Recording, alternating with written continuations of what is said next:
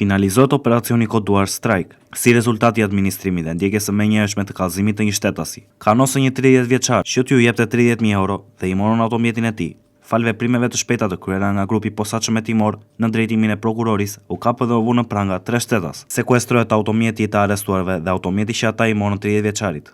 Pas kallëzimit nga një 30 vjeçar se dje në një lokal e kishin kanosur për t'i marrë një shumë parash, 3 shtetas, të cilët dyshohet se kishin armë zjarri me vete.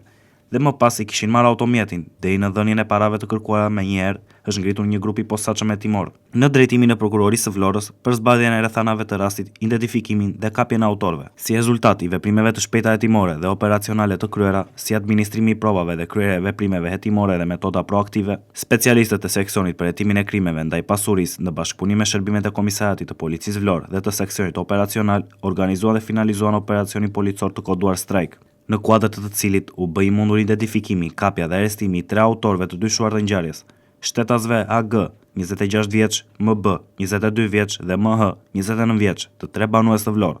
Nga hetimet dyshohet se këta shtetas mes ditën e djeshme në lagjen Pavarësia kanë kanosur 30 vjeçarin KS, banues në Vlorë, që t'ju jepte 30.000 euro. Më pas i kanë marrë automjetin e tij tip BMW dhe janë larguar. Materialet procedurale ju referuan prokurorisë së Vlorës për veprime të mëtejshme, për veprën penale, shtrëngimi me anë të kanoses ose dhunës për dhënie të pasurisë, kryer në bashkëpunim.